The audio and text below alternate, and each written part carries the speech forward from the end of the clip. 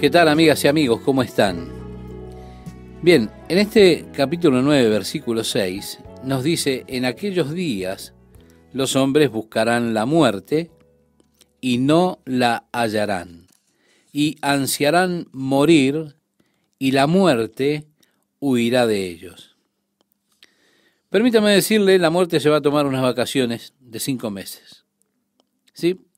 Ahora, ¿usted se puede imaginar lo que será? Durante esos 5 meses, ¿será imposible morirse? Las personas desearán morir por el tormento que estarán sufriendo, causado por estas criaturas que hemos mencionado en el programa anterior.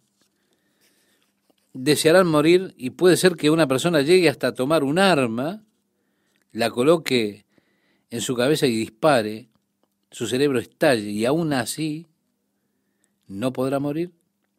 Tendrá que mantenerse en esa condición. Será algo horrible. Como lo he dicho ya una y otra vez, seguramente usted no querría estar aquí cuando suceda esto. Dice el verso 7, y el aspecto de las langostas. Aquí nuevamente Juan está describiendo lo mejor que puede a estas criaturas. El aspecto de las langostas era semejante al de caballos dispuestos para la batalla, o caballos que tienen la armadura sobre ellos, preparados para la batalla. Y sobre sus cabezas tenían como coronas que parecían de oro, y sus caras eran como rostros humanos. Tenían cabellos como cabellos de mujer, y sus dientes eran como de leones. También tenían corazas, como corazas de hierro, y el ruido de sus alas era como el estruendo de carros de muchos caballos que se lanzan a la batalla. Créame, usted nunca ha visto nada igual a esto. Es más, Juan nunca había visto nada parecido a eso antes. Es interesante cuando usted viaja a la India, al Tíbet. Muchos de esos países son paganos. Allí usted observa los tallados que tienen en sus templos y encuentra esas criaturas interesantes que en diferentes partes del mundo se encuentran tallados y criaturas similares. Allí hay una muy buena explicación, y es que estas son criaturas que han sido vistas en visiones por aquellos que adoraban a Satanás. Son visiones de seres demoníacos. Son criaturas horribles. Aquí Juan describe a este particular ser demoníaco. Dice que el sonido de carros, de muchos caballos que corren a la batalla, era lo que se escuchaba. Dice que tienen colas parecidas a escorpiones y aguijones, y en sus colas está su poder para hacer daño a los hombres por 5 meses. No es algo que el hombre ha de crear, no. Son una clase de arsenal especial que no tiene nada que ver con la creación o lo que el hombre pueda hacer en el futuro. No. Estos son seres demoníacos que fueron librados del infierno por 5 meses para atormentar a las personas que están sobre la tierra. Y dice ahora, y tienen sobre ellos por rey. Ahora, note que hay un proverbio en la Biblia que dice: la langosta no tiene rey. Así que esto lo saca a estos personajes de la categoría de las langostas terrenales, porque de estos dice: tienen sobre ellos por rey al ángel del abismo, en que los libera, cuyo nombre en hebreo es Abadón, que significa destrucción, y en griego se llama Apolión, que en el griego esto significa destructor. Ahora, estimado oyente, qué nombre apropiado para Satanás, el destructor. Y si no, mire cuántas vidas han sido destruidas por este nefasto personaje. Aún a nuestro alrededor podemos mirar y ver vidas que han sido destruidas, personas que se han entregado a Satanás y a los poderes de las tinieblas y terminaron arruinadas, con sus vidas destruidas. Dice el versículo 12, el primer ay ha pasado, he aquí aún vienen 2 ayes después de estas cosas. El sexto ángel tocó la trompeta y oí una voz que salía de los 4 cuernos del altar de oro que está delante de Dios. Quiero recordarle, estimado oyente, nosotros hemos estudiado esto cuando veíamos el altar y veíamos el templo de Dios, el tabernáculo. Los cuernos siempre son un símbolo de poder. En el altar que fue construido, tenían en cada esquina un cuerno, y dice que era un modelo del cielo. Así, oí una voz que salía de los 4 cuernos del altar de oro que está delante de Dios, y decía al sexto ángel que tenía la trompeta, suelta a los 4 ángeles que están atados junto al gran río Éufrates. Sí, se liberarán sobre la tierra, quedarán en libertad sobre la tierra, este otro grupo de ángeles caídos con poderes demoníacos. Hay quienes sugieren, es probable, muy posible, que estos sean los ángeles a los que hace referencia el apóstol Pedro cuando escribe en una de sus cartas, que están en las cadenas del Tártaro esperando el día del juicio del gran día del Señor. Estos ángeles son tan feroces, se piensa que Dios, por el bien de la humanidad, los tiene encadenados. Ellos estarán sujetados hasta el día del juicio, el día en que el Señor traiga su juicio sobre este mundo. Cuando Dios los libere, los deje sueltos sobre la tierra. Es una posibilidad. Pero están los 4 ángeles que están atados allí en el gran río Éufrates, en Babilonia, donde fue el lugar de la rebelión del hombre contra Dios. El huerto de Edén estaba en algún lugar por allí, en la planicie de Babilonia. Y podemos decir que ese lugar es el lugar de origen de casi todo sistema religioso falso. Sí, es el lugar de nacimiento de esos sistemas religiosos que son falsos. Dice además, y fueron desatados los 4 ángeles que habían sido preparados para la hora, el día, el mes y el año, para matar a la tercera parte de la humanidad. El lenguaje griego parece indicar que ellos hicieron toda esa devastación que han de hacer solamente en una hora de un año, en particular de un mes preciso, un día en particular, en esa hora que tienen para hacer su devastación. Ahora, la otra interpretación puede ser que trabajen 13 meses, un día y una hora. Es decir, cuando habla allí, preparados para un año, un mes, habla de 13 meses, un día y una hora. Es la otra interpretación que también se tiene, pero parece ser más bien que se refiere solamente a una hora de un día particular, de un mes y un año en particular, y que ellos están esperando ese momento. Dice, y el número de los ejércitos de los jinetes era de 200 millones. Yo escuché su número, 200 millones. Así que parece que estos 4 ángeles están en control de millones de seres demoníacos. Agrega Juan, y así es como vi en la visión los caballos y a los que los montaban. Los jinetes tenían corazas color de fuego, de jacinto y de azufre. Las cabezas de los caballos eran como cabezas de leones, y de sus bocas salía fuego, humo y azufre. Sí, ellos no son como cualquier caballo que usted conozca, estimado oyente. Ellos son estos, nuevamente criaturas o seres de un reino espiritual de un orden demoníaco. Dice, la tercera parte de la humanidad fue muerta por estas 3 plagas, por el fuego, el humo y el azufre que salían de sus bocas.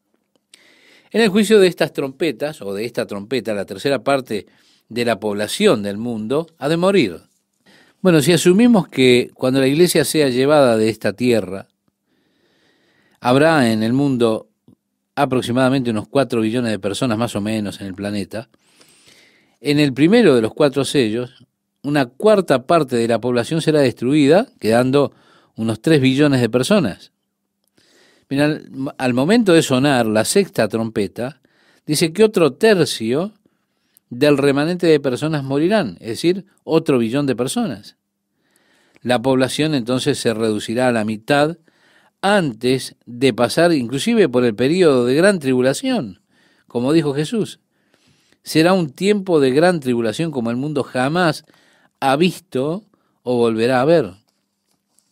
El versículo 19 nos dice, porque el poder de los caballos está en su boca y en sus colas, pues sus colas son semejantes a serpientes, tienen cabezas y con ellas hacen daño. A mí lo que realmente me impresiona y me alarma está aquí en el versículo 20, a continuación, donde dice, y el resto de la humanidad, los que no fueron muertos por estas plagas, no se arrepintieron de las obras de sus manos, ni dejaron de adorar a los demonios y a los ídolos de oro, de plata, de bronce, de piedra y de madera, que no pueden ver, ni oír, ni andar. ¿Se da cuenta la idolatría? La adoración a dioses falsos. Esos dioses falsos son la personificación de varias emociones, quizá, de diferentes ambiciones, de influencias que controlan la vida de las personas. Cada persona, cada hombre tiene su Dios. Aún aquel que dice yo soy ateo, solo está clamando, diciendo no creer en el Dios que creó el universo, el Dios que revela la Biblia. A eso hace referencia. Pero no que no tenga un Dios. En los tiempos de la Biblia las personas eran mucho más honestas de los que son las personas del día de hoy, porque ellos reconocían los falsos dioses que tenían. El día de hoy, las personas no reconocen, no se dan cuenta que ellos están adorando a dioses falsos. Eso es porque ya no se hacen pequeñas imágenes que representen esos dioses. Pero tan cierto como que una persona adore conscientemente o no, adora a Baco, se entrega a sí mismo, a las fiestas, a beber, todo lo demás, al placer. Así que tenemos hoy día personas que adoran a Baco, pero sin tener un pequeño ídolo que lo represente. De esa forma están totalmente engañados. Ellos dicen, yo no tengo ningún Dios, no creo en Dios, pero en realidad tienen algo que es su pasión y que le controla la vida, y entonces eso es su Dios. Cuando estos espíritus demoníacos traigan su destrucción y tormento a la tierra, las personas en lugar de arrepentirse, en lugar de caer sobre sus rostros, rogándole a Dios por perdón, ellos han de rehusar arrepentirse de sus prácticas horribles, de adorar a esos demonios y a los ídolos de oro, plata y bronce que tienen. Dice, y no se arrepintieron de sus homicidios, ni de sus hechicerías, ni de su fornicación, ni de sus hurtos. El apóstol Pablo habla acerca de la acumulación de furia hasta el día de la ira, hablaba Pablo, por la dureza de sus corazones sin arrepentimiento. Es trágico cómo las personas se encierran tanto en su maldad, rehusando arrepentirse, rehusando cambiar y abandonar esas costumbres. Cuando avanzamos en Apocalipsis, hemos de llegar a eso cuando entremos en el capítulo 16, cuando veremos en la quinta vasija que se vierte de los juicios de Dios sobre la tierra, el quinto ángel, que derramó su copa, dice en Apocalipsis 16, capítulo 16, verso 10. Eso es más adelante. Pero eso es incluso cuando ellos experimenten más juicios.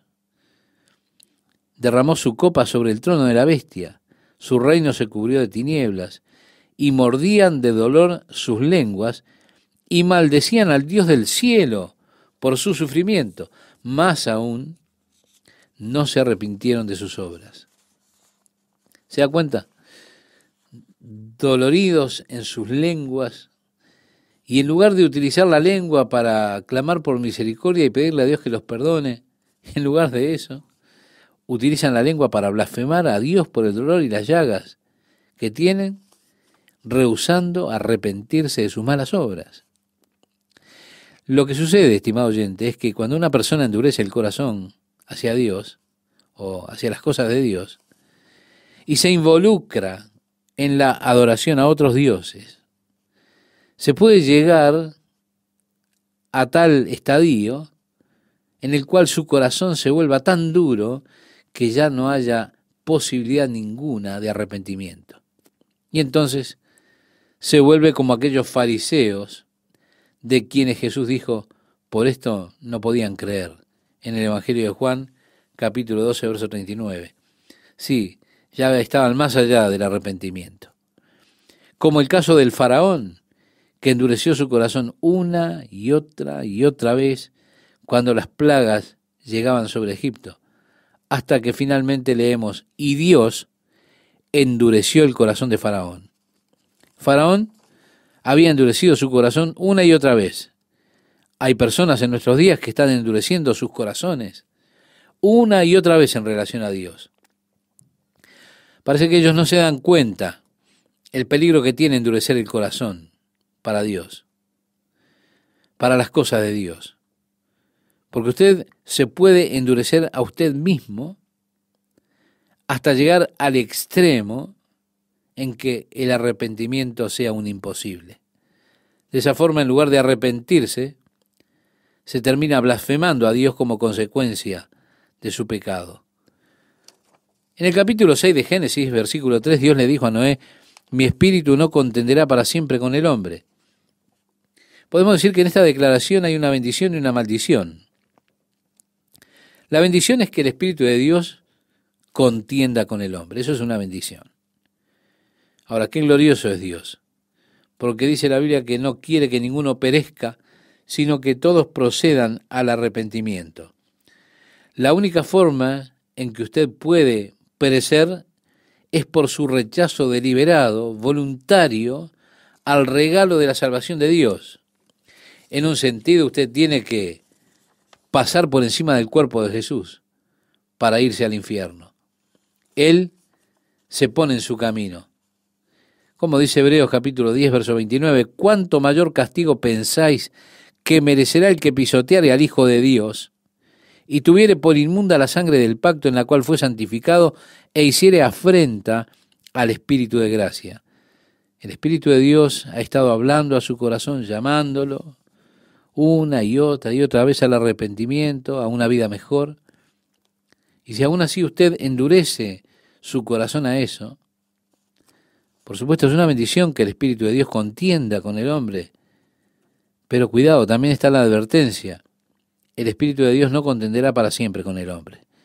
Llega un momento en la vida de una persona, momento en el cual, como dijo Jeremías el profeta, Dios le habló a él y le dijo, tú pues no ores por este pueblo, ni levantes por ellos clamor ni oración, ni me ruegues, porque no te oiré. ¡Qué tragedia!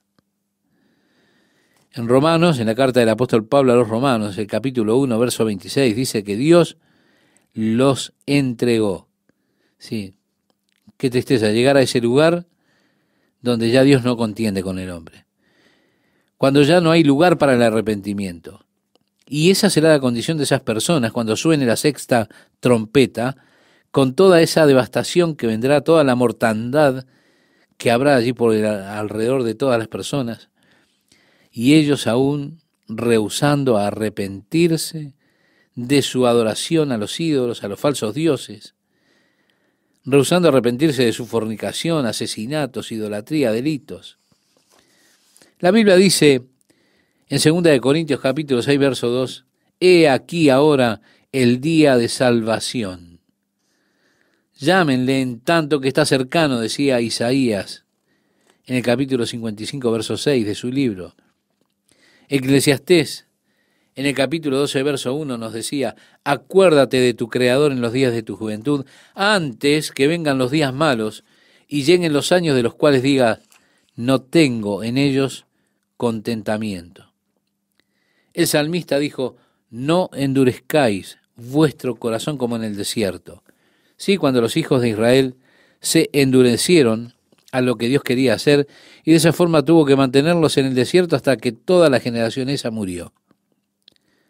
Estimado oyente, advertencia para nosotros de recibir la gracia, el amor y el perdón de Dios mientras lo tenemos a nuestra disposición. Por eso, la advertencia de Dios. El libro de Apocalipsis es un libro de advertencia para cada uno de nosotros. Usted no tiene por qué estar aquí cuando lleguen los juicios de estas trompetas. Usted puede estar con la iglesia allá en el cielo, con nuestro Señor, alrededor del trono de Dios, adorando al Rey, disfrutando de las moradas eternas. Usted no querrá estar aquí, ¿verdad? Eso con toda seguridad. Es un gusto para mí saludarles, amigos oyentes, compartir una nueva emisión de la Palabra de Dios. Sí, es mi oración a Dios que pueda servir todo lo que estamos estudiando para su crecimiento espiritual. Para eso es la Palabra de Dios para hoy. Juan decía, vi descender del cielo a otro ángel fuerte. En el capítulo 10, versículo 1, encontramos esta definición. Ahora, estamos en medio de los 7 ángeles que se encuentran en la presencia de Dios, a los cuales se les dan trompetas para tocar, y con las trompetas vienen los juicios de Dios correspondientes sobre la tierra. Pero este es otro ángel, es llamado un ángel fuerte. Bien, la palabra ángel es el título de un oficio también. No está hablando solamente de una naturaleza. Por ejemplo, Jesús es visto en el Antiguo Testamento muchas veces como el ángel del Señor.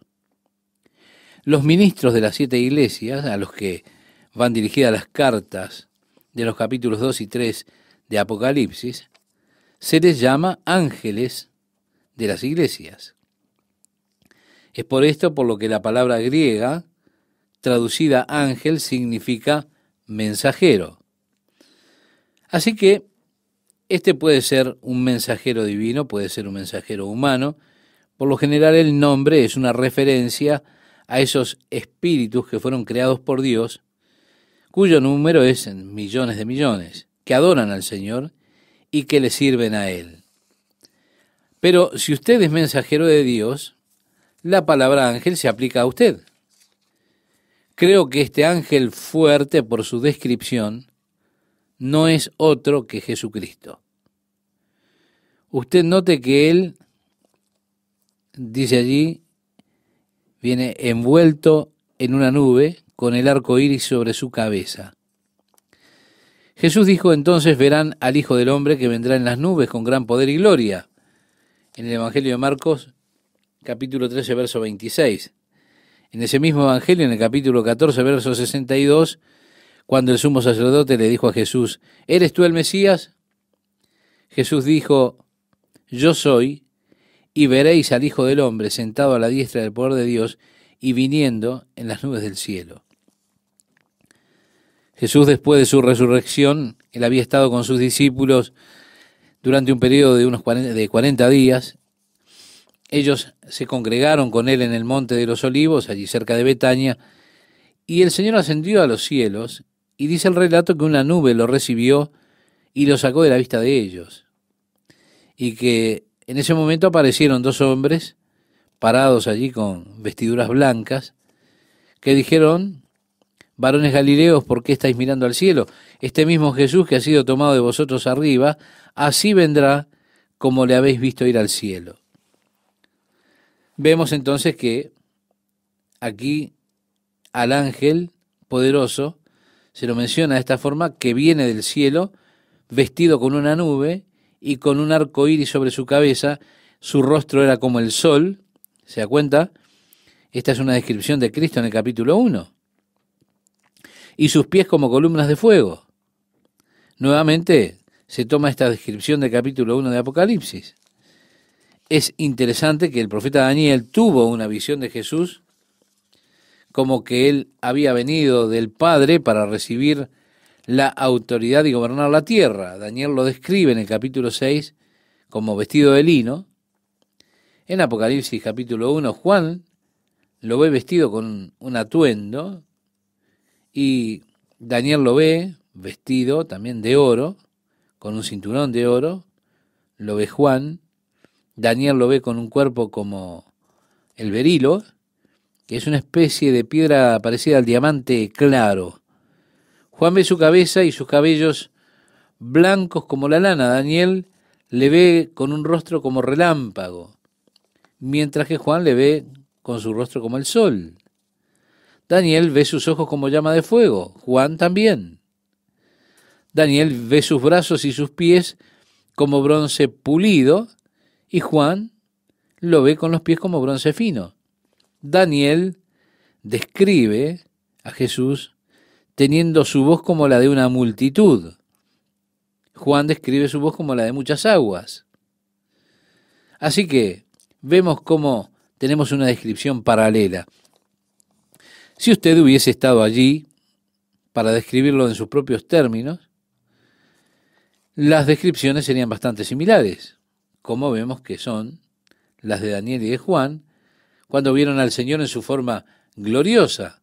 Así que allí lo vemos a Él viniendo. La descripción solamente podría referirse a Jesucristo.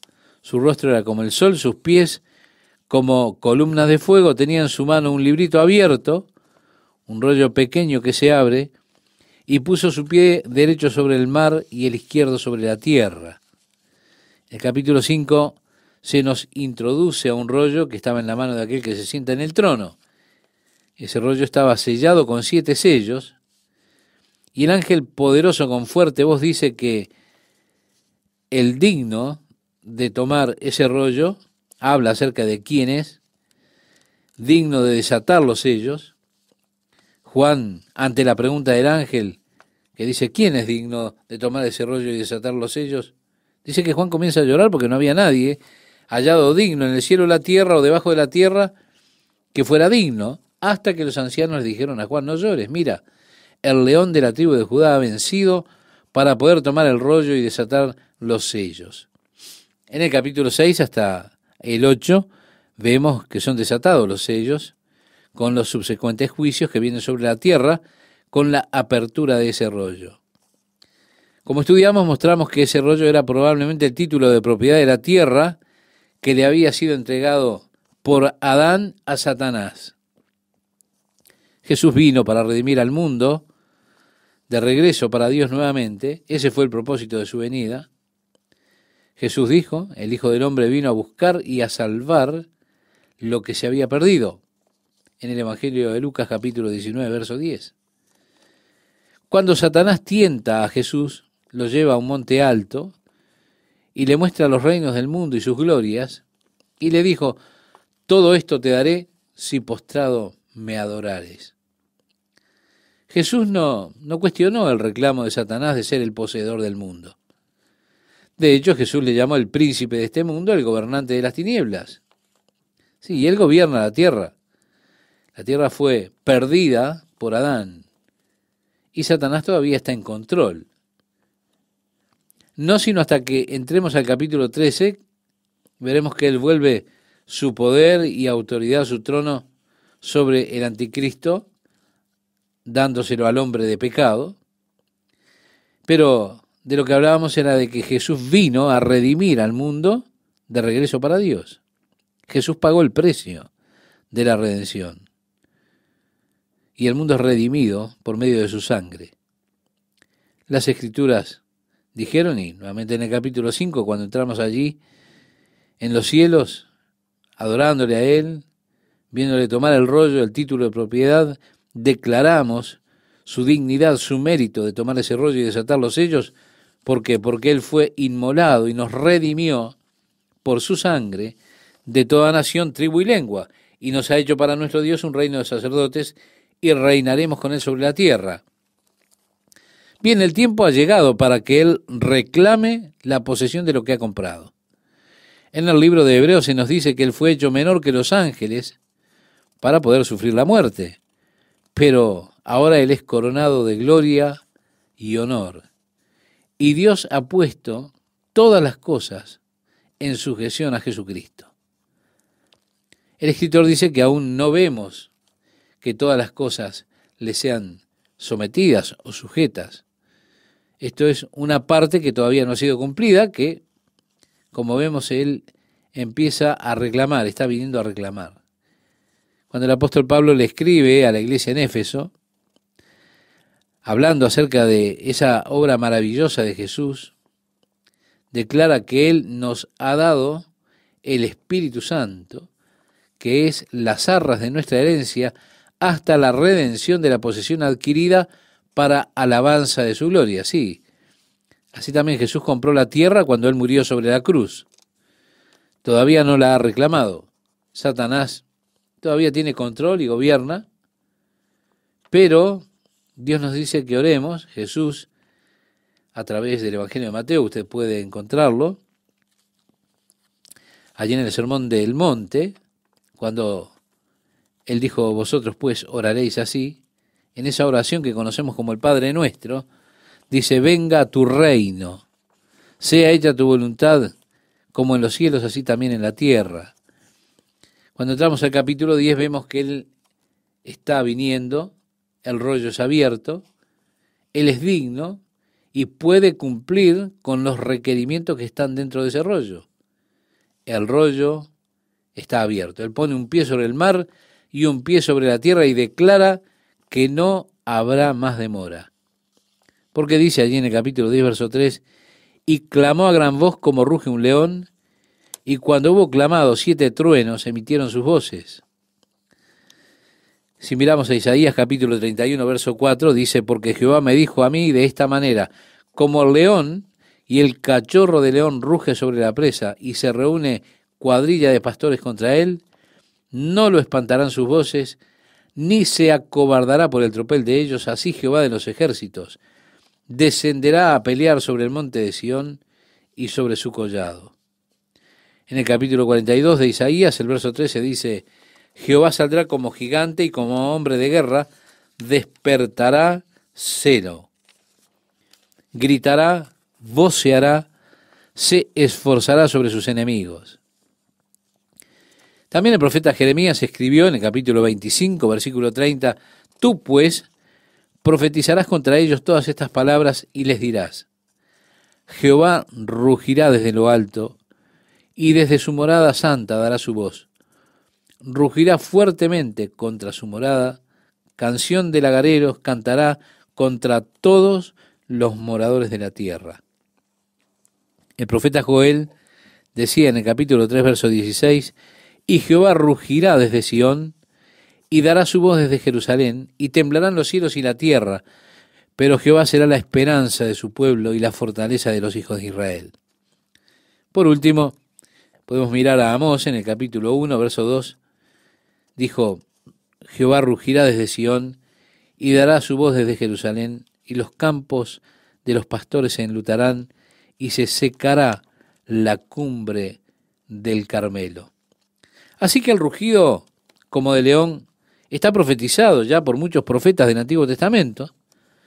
Al venir él con este rollo en su mano, con este rugido de triunfo, es un rugido de victoria, indica que el tiempo ha llegado para que el enemigo sea totalmente sometido y el reino de Dios se establezca. Y así es que declara, y clamó a gran voz como ruge un león, y cuando hubo clamado 7 truenos emitieron sus voces. Cuando los 7 truenos hubieron emitido sus voces, yo iba a escribir, pero oí una voz del cielo que me decía, sella las cosas que los 7 truenos han dicho y no las escribas.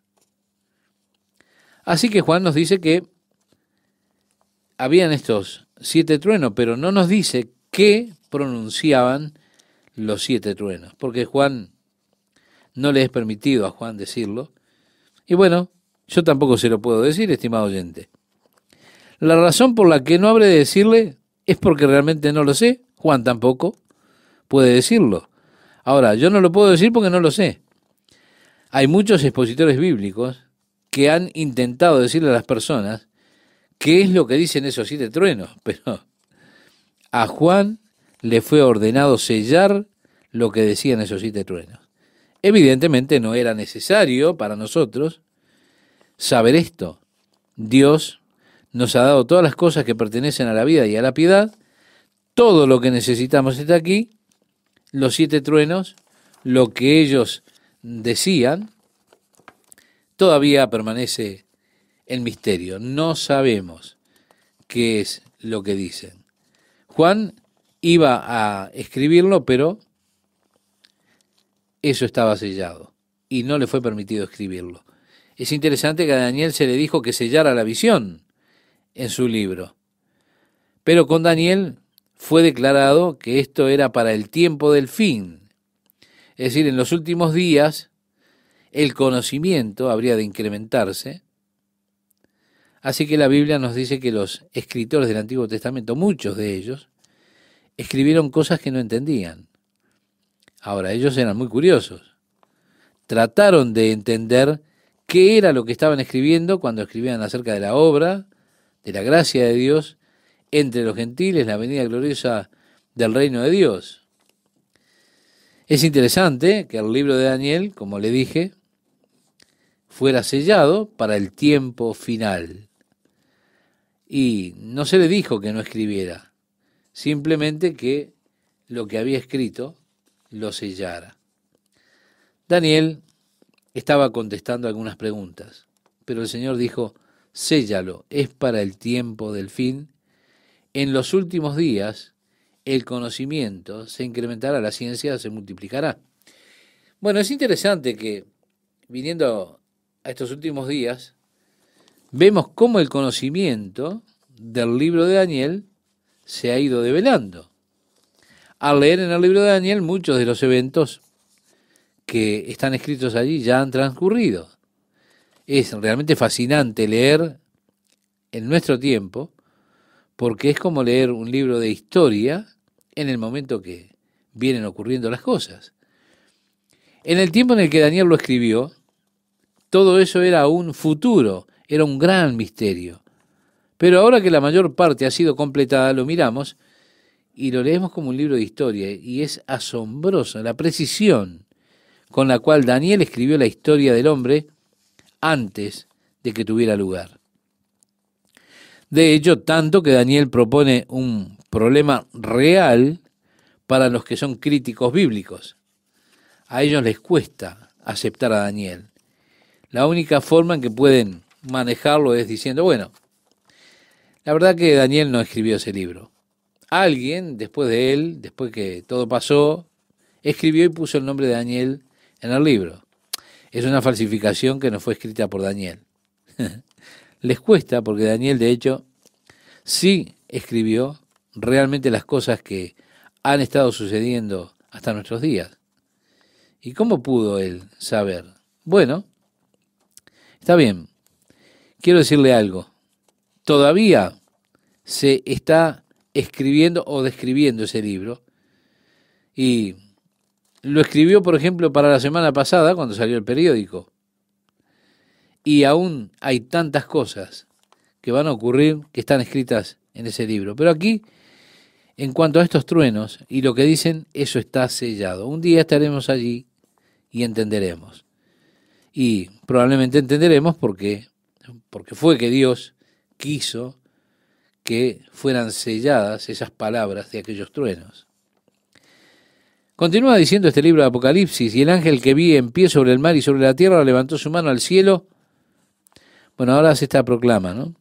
Y juró por el que vive por los siglos de los siglos. Algunas personas dicen, bueno, usted verá, no podía ser Jesucristo porque está jurando por el Padre. Él jura por el que vive por los siglos de los siglos. Porque agrega que creó el cielo y las cosas que están en él, y la tierra y las cosas que están en ella, y el mar y las cosas que están en él, que el tiempo no sería más. El tiempo no será más. Bueno, no es una muy buena traducción. En realidad tendría que decir, no habrá más demora. Fue en una conferencia de pastores hace varios años atrás en Phoenix, en Arizona. El conferencista que estaba hablando usó esto como su texto: el tiempo no será más. Porque era una conferencia de pastores y los pastores muchas veces tienen su agenda bastante complicada, están siempre trabajando con el itinerario que tienen, el reloj, las citas y todo lo demás. Así que este conferencista estaba exhortando a los pastores acerca de este glorioso día cuando el tiempo ya no sería más, cuando usted no tendrá que preocuparse por el reloj, no tendrá que preocuparse por el almanaque, por el calendario, no tendrá que mirar a las citas que tiene, ¿no? Porque el tiempo no será más. Bueno, cuando habló este conferencista, todos se emocionaron con el hecho de que un día usted estará librado de la agenda, esa agenda que tratamos de seguir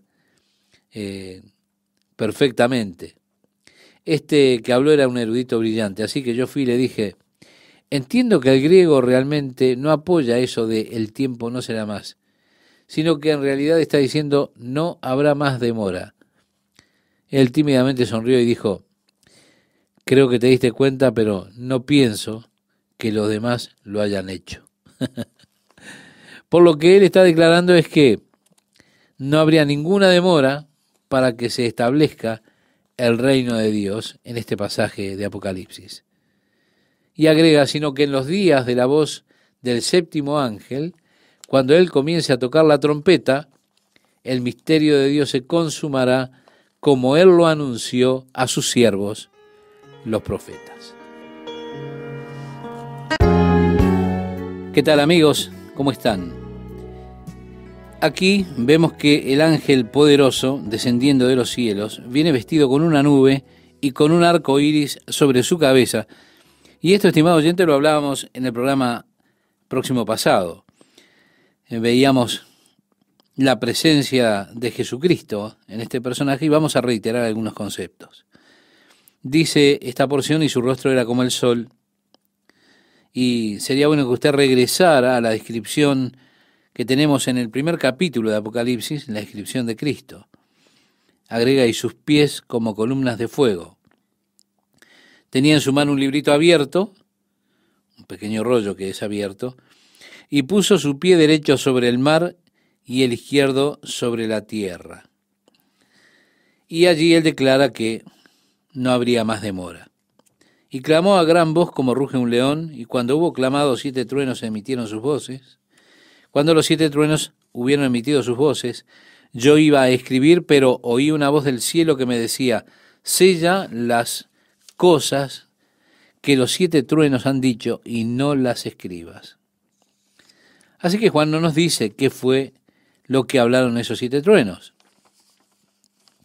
Y el ángel que vi en pie sobre el mar y sobre la tierra levantó su mano al cielo y juró por el que vive por los siglos de los siglos, que creó el cielo y las cosas que están en él, y la tierra y las cosas que están en ellas, y el mar y las cosas que están en él, que el tiempo no será más.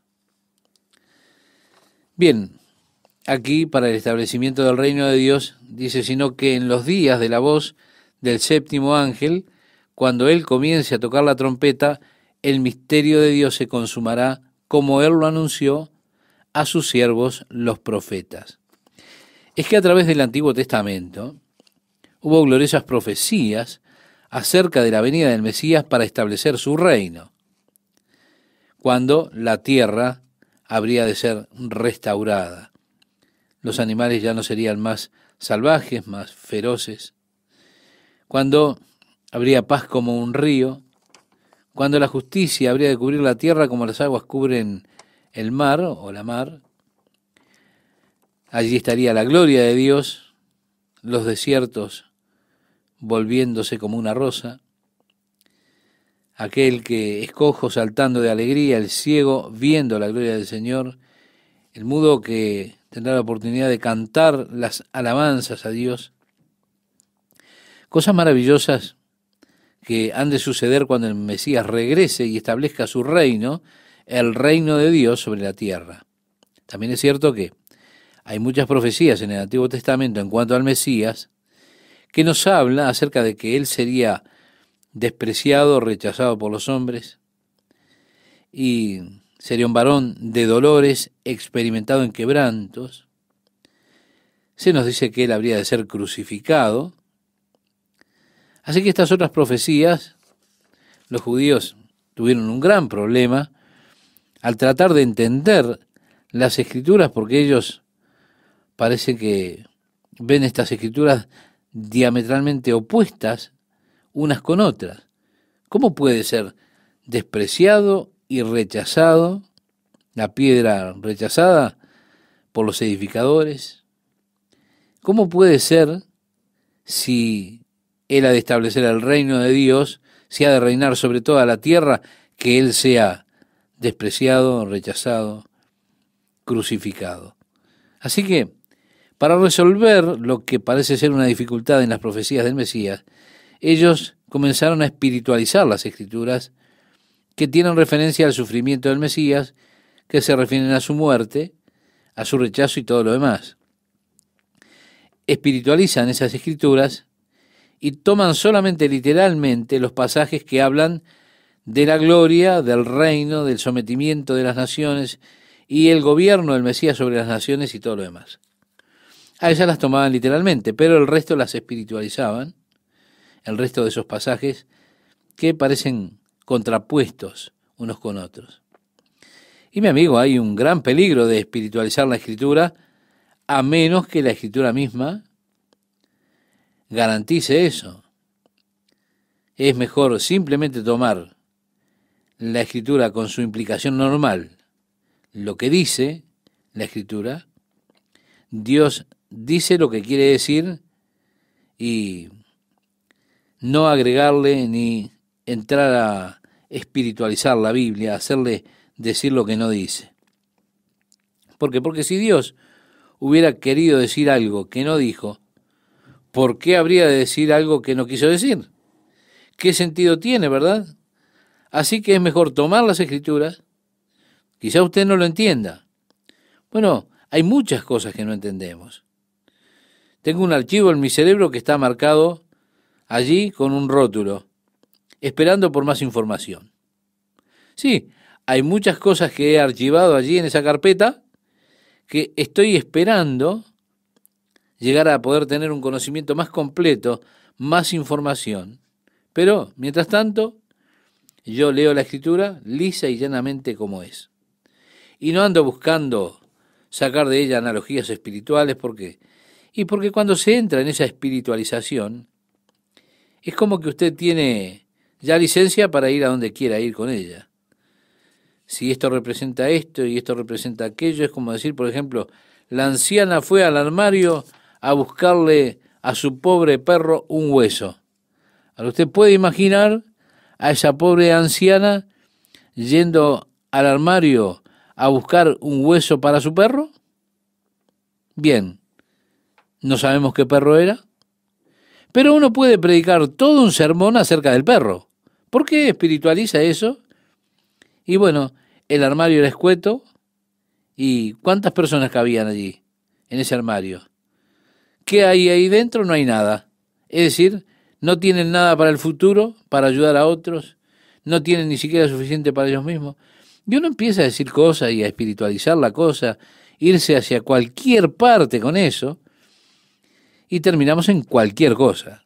Así que yo soy muy cuidadoso de no espiritualizar las Escrituras, sino tomarlas simplemente y solamente por su valor liso y llano, por lo que dicen, simplemente creer que Dios quiere decir lo que Él está diciendo.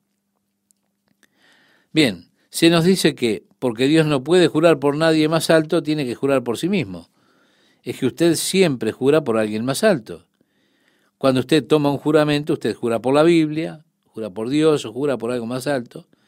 Ahora, cuando Dios quiere confirmar su palabra con un juramento, es allí el problema, porque no hay nadie más alto que Dios. Así que para confirmar lo que dice, por dos cosas inmutables, una, es imposible que Dios mienta, Él luego toma el juramento. Y así que ahora viene ese ángel, el cual le he dicho que creo que es Jesucristo, y juró por el que vive por los siglos de los siglos, que creó el cielo y las cosas que están en él, y la tierra y las cosas que están en ella, el mar y las cosas que están en él, que el tiempo no sería más. Pero al momento en que suena la séptima trompeta, las cosas ya estarán terminando. Llegará el glorioso reino de Dios a la tierra. Al abrir en el capítulo 11, si usted ve el sonido de la trompeta en el versículo 15, dice, el séptimo ángel tocó la trompeta y hubo grandes voces en el cielo que decían, los reinos del mundo han venido a ser de nuestro Señor y de su Cristo, y Él reinará por los siglos de los siglos. Allí está cumplida la oración, venga tu reino, hágase tu voluntad como en el cielo, así también en la tierra. Es decir, llegó el tiempo. Él viene con ese rollo pequeño, el título de propiedad. Esto es lo que Él compró, como cantábamos en Apocalipsis capítulo 5. Nos ha comprado con su sangre. Él ha redimido la tierra para Dios y ahora viene y proclama que eso es la posesión adquirida y termina todo este misterio. Es que hay tantos misterios en cuanto a Dios, los misterios de por qué Dios permite, por ejemplo, que los justos sufran. ¿Por qué Dios permite que los malvados frecuentemente prosperen? Estas son cosas que han turbado a muchos hombres, aún en las Escrituras. Job preguntó, ¿por qué prospera el impío? El profeta Jeremías dijo, justo eres tú, oh Jehová, para que yo dispute contigo. Sin embargo, alegaré mi causa ante ti. ¿Por qué es prosperado el camino de los impíos y tienen bien todos los que se portan deslealmente? Es un misterio por qué Dios permite esas cosas. También está el misterio de la paciencia de Dios para establecer el reino. Mire cuánto hemos esperado desde que Jesús pagó con su sangre, con su vida por la tierra. Mire cuánto ha esperado Dios y aún no ha reclamado lo que Él compró. Un misterio. Pero en la otra mano, este es un misterio por el cual usted puede estar agradecido. Que si el Señor hubiera venido en el año 1800, ¿dónde estaría usted? Usted no estaría en el reino. Entonces, ¿no está feliz de que Dios haya esperado hasta ahora? Ahora, como dijo Noé, no contenderá mi espíritu con el hombre para siempre. Si Dios le dijo a Noé eso, llegará el día cuando Él nos llevará para que estemos con Él y habrá terminado la posibilidad de estar formando parte de la iglesia de Jesucristo, su novia. Y comenzará luego el gran juicio sobre esta tierra, el juicio previo a su regreso para establecer el reino eterno de Dios sobre esta tierra. Hemos esperado mucho tiempo, pero cuando este ángel poderoso viene y abre el sello estableciendo su pie sobre la tierra y sobre el mar, jurando por el que vive por siempre y siempre, ya no habrá más demora para el sonido de la séptima trompeta. Será tocada y será completado el misterio de Dios. En el versículo 8 de este capítulo 10 de Apocalipsis, dice, la voz que oí del cielo habló otra vez conmigo y dijo, ve y toma el librito que está abierto en la mano del ángel, que está en pie sobre el mar y sobre la tierra. Y fui al ángel diciéndole que me diese el librito, y él me dijo, toma y cómelo, y te amargará el vientre, pero en tu boca será dulce como la miel. Entonces tomé el librito de la mano del ángel y lo comí, y era dulce en mi boca como la miel, pero cuando lo hube comido, amargó mi vientre. Y él me dijo, es necesario que profetices otra vez sobre muchos pueblos, naciones, lenguas y reyes. Allí está el misterio de ese pequeño libro, dulce como la miel en la boca, pero amargo en el vientre. Y esta expresión, toma y cómelo, es un término que se refiere a una persona que lee con gran interés un libro. Sí, se dice, se comió el libro, se lo devoró. Es decir, lo leyó de una vez, verdaderamente se devoró el libro. Es muy común oír estas palabras. Aquí están estas palabras, esa es la idea.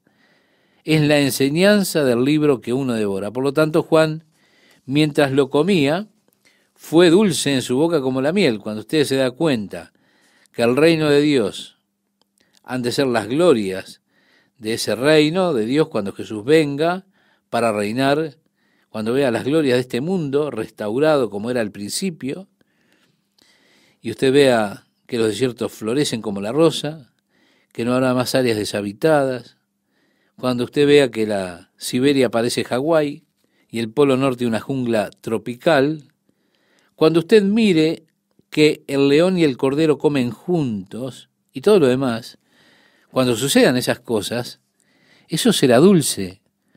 Pero cuando usted contempla el pecado del hombre y el juicio esencial de ese pecado, verá las cosas amargas por las cuales tendrá que pasar el mundo cuando Dios traiga su juicio, cuando realmente lo devore y contemple los resultados de traer el reino, que por supuesto es dulce a pesar de las cosas que han de suceder, pero que al considerarlas en verdad son amargas.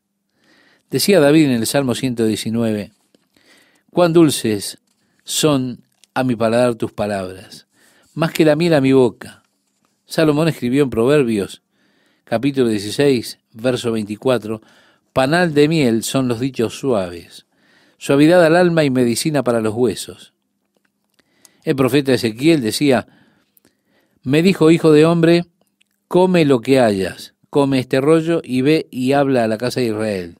Y me dijo, hijo de hombre, alimenta tu vientre y llena tus entrañas de este rollo que yo te doy. Y lo comí, y fue en mi boca dulce como miel. Me levantó, pues, el espíritu y me tomó, y fui en amargura, en la indignación de mi espíritu, pero la mano de Jehová era fuerte sobre mí. Vemos la dulce amargura, la amargura de los efectos del pecado que producen indignación, con la dulzura de la llegada del reino de Dios. Juan dice que él, o le dice a Juan que él debe profetizar nuevamente, porque así expresa, me dijo, es necesario que profetices otra vez sobre muchos pueblos, naciones, lenguas y reyes. Bueno, algunos interpretan esto como que quiere decir que Juan ha de ser uno de esos dos testigos que encontramos más adelante en este libro, porque se presentan precisamente en el siguiente capítulo dos testigos. Ahora, casi todos están de acuerdo que uno de los testigos es Elías. Ha sido aceptado por la profecía de Malaquías que Dios habría de enviar a Elías de regreso a la tierra antes del gran día del Señor. Pero hay mucha discusión, hay mucha diferencia de opinión en cuanto al otro testigo. Allí está la pregunta, ¿quién es el otro testigo?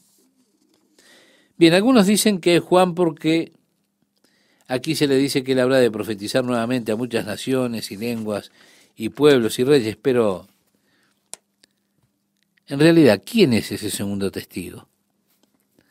Bien, estaremos más adelante mirando un poco y hablando de las posibilidades de quién puede ser ese segundo testigo. Por eso le invito a que siga leyendo y entrando, por supuesto, en los dos testigos, en el próximo capítulo, en el misterio de ellos, y habremos de mostrarle, en el capítulo 11, cómo este incidente particular no pudo haber pasado antes de 25 años atrás. Estos eventos, por ejemplo, no pudieron ocurrir 50 años antes o 100 años antes. La tecnología no existía, pero ahora hay tecnología para que este capítulo 11 se pueda cumplir literalmente. Esta es otra señal que nos dice que estamos muy, muy cerca del regreso del Señor. Así que le invito a que oremos juntos ante tanta bendición que nos aguarda tan pronto cuando Jesús venga. Padre, queremos agradecerte que tus propósitos se van a cumplir y que lo que has hablado ha de suceder, tu reino vendrá. Y nosotros anhelamos el día cuando sea hecha tu voluntad en la tierra como lo es en el cielo. Te agradecemos por el anhelo que tenemos de un mundo mejor, lleno de justicia, lleno de paz. Vemos ahora un mundo que está deshecho por el pecado, guerras, inhumanidad, atrocidades, asesinatos. Vemos cómo la violencia y la inmoralidad crecen. Leemos del horror de las cosas que habrán de suceder en este mundo en el cual ahora estamos viviendo nosotros. Y Señor, nuestros corazones claman: venga tu reino, sea hecha tu voluntad en la tierra así como es en el cielo. Por eso, Señor, cuando tú cerraste este libro de Apocalipsis, le dijiste a Juan: he aquí, yo vengo pronto. Nuevamente queremos decirte con Juan: ven, Señor Jesús, ven pronto. Te lo pedimos en nombre de tu Hijo. Amén.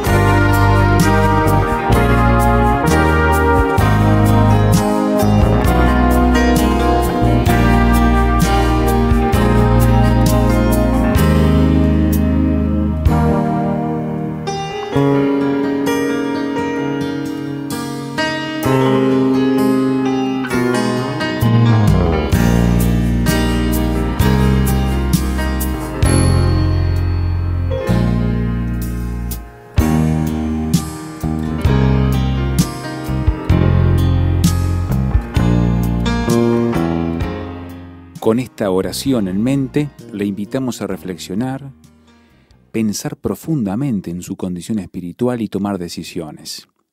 Y también ahora a participar en la discusión con el pastor Chuck Smith, el equipo de Calvary Chapel, de la Palabra de Dios para hoy, y dar su perspectiva acerca del capítulo 10 que estamos viendo. Aquí está el correo electrónico info@lpddph.com. Luego del símbolo de arroba, utilizamos las iniciales del nombre del programa. Por eso dice así: info@lpddph.com.